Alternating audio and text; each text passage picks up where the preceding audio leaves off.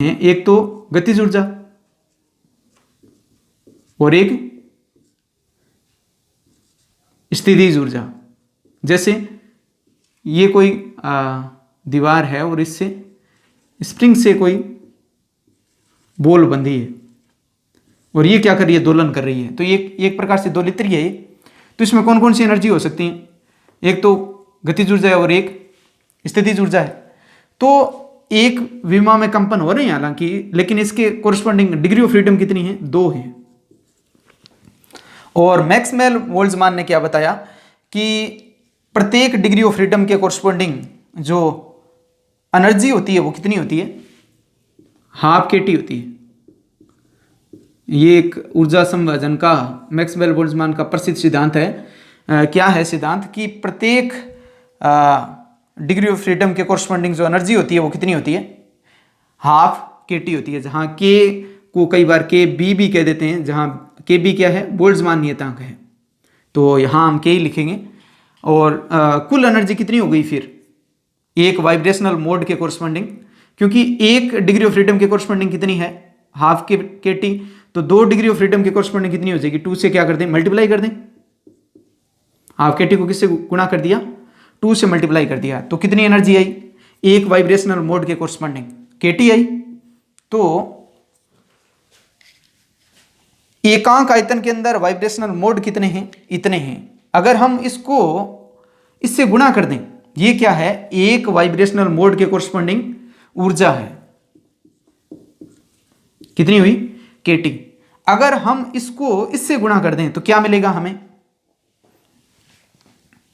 आवर्ती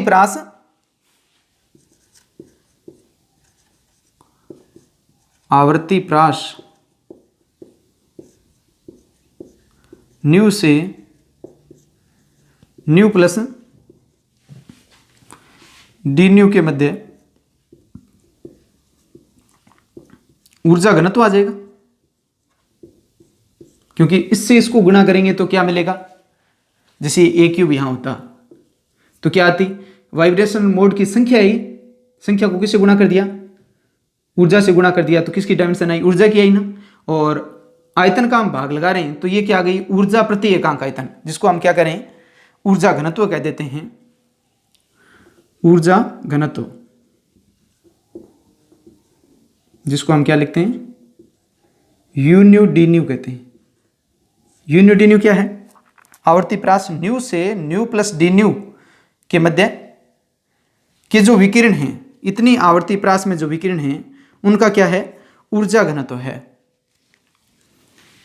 तो कितना हो जाएगा ऊर्जा घनत्व, 8 पाई न्यू स्क्वायर अपॉन सी क्यूब इंटू क्या हो जाएगा, के टी हो जाएगा। तो ये क्या है, रेले जीन्स का विकिरण नियम है। और इसको हम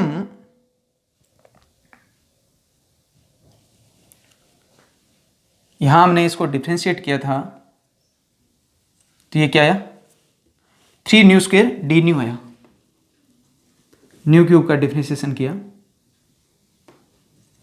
डी न्यू साथ में चले गए।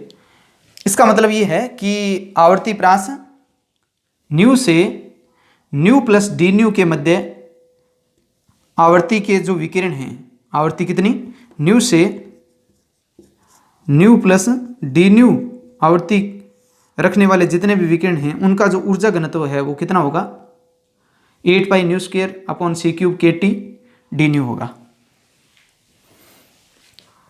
इस फॉर्मूले को हम लैम्डा की टर्म्स में भी लिख सकते हैं। तो लैम्डा की टर्म्स में ये फॉर्मूला किस प्रकार लिखेंगे, देखिए,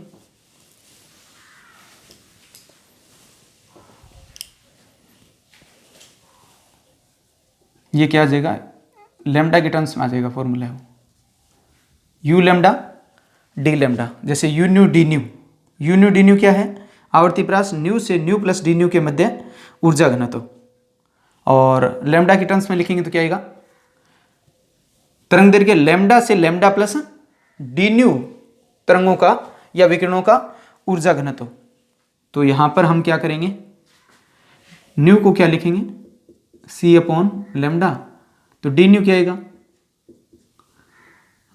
सी लैम्डा के रेस्पेक्ट में डिफरेंशिएट करें तो क्या आएगा, डी न्यू बराबर -1/λ का डिफ्रेंसिएशन क्या हो जाएगा, -1/λ²। तो वैल्यू कितनी है, डी न्यू बराबर आया -c/λ² डी लैम्डा। माइनस ये शो करता है कि आवर्ती बढ़ने के साथ लैम्डा क्या हो जाता है, कम हो जाता है। तो ये रिलेशन बताता है कि एक वेरिएबल जब बढ़ रहा है तो दूसरा घट रहा है, तो इसको हम इग्नोर करेंगे यहाँ। तो डी न्यू बराबर हमें क्या मिलेगा, सी डी λ/λ²।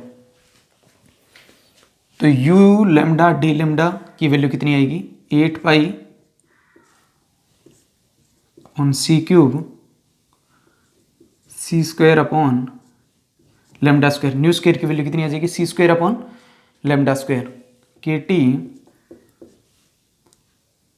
और डी न्यू की वैल्यू है c डी λ/λ²। तो ये c³ इससे कट जाएगा,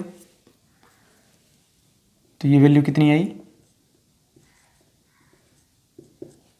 8π kT/λ⁴। तो ये जो फॉर्मूला है रेले जीन्स का विकिरण नियम है, वो किसके टर्म्स में है, लैम्डा के टर्म्स में है, और ये किस में है, न्यू के टर्म्स में है।